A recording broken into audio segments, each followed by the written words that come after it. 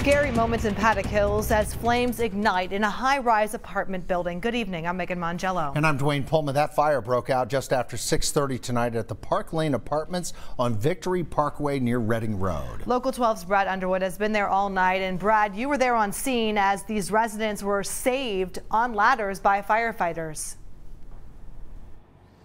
Yeah, when we arrived here outside the apartment complex, seeing a couple people being rescued with those ladder trucks. So they were treated here at the scene. A total of 6 people treated and released for some minor smoke-related injuries here outside the apartment. Another 6 were taken to local hospitals. Again, those injuries not serious, associated with smoke inhalation and or complications from health conditions. Now, there was a mayday call sent out over the scanners just before the 4th alarm was sounded here at the apartment complex. We're told by Cincinnati's fire chief that a firefighter's mask came dislodged, partially came off.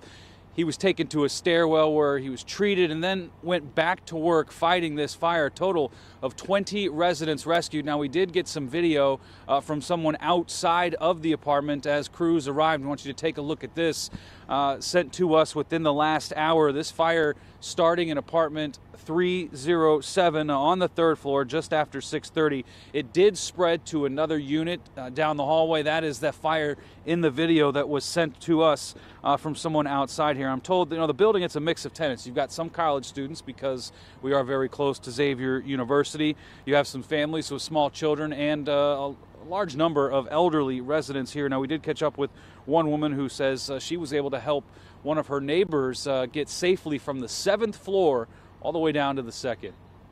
Just smoke and continue to help him down the stairway.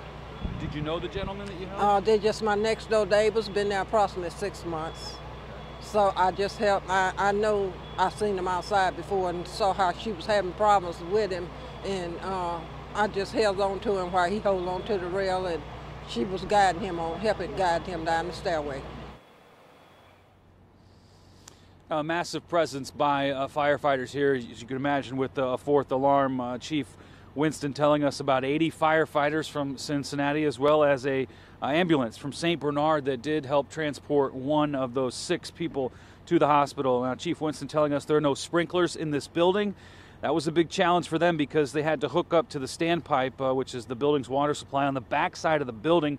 Firefighters also had to deal with a large number of people trying to get out as they arrived on scene. One of the complications we had, there were so many victims initially upon arrival. Truck 32 was our first ladder truck that arrived on the scene, and I think they had about 5 victims at the windows when they showed up. So just that rescue effort along with the fire just took some time to actually access not only the building but also the fire.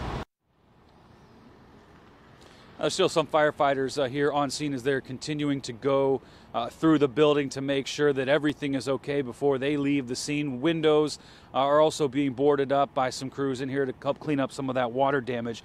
And we did get an update from the Red Cross within the hour. A total of 16 people are being provided with a place to stay tonight, but that number could go up based on if people are allowed to get back into this building tonight. Earlier the chief told us definitely nobody on the 3rd floor, possibly the 4th, but they did expect that people could be going back into the building on some of those other floors. This is a 9-story building, but as of now, we have not seen anyone or heard from anyone that is allowed to go back into their apartment as crews are still here assessing and securing this apartment building. For now, reporting live in Paddock Hills, Brad Underwood, Local 12 News. No question, an amazing job by crews there, Brad. Many thanks.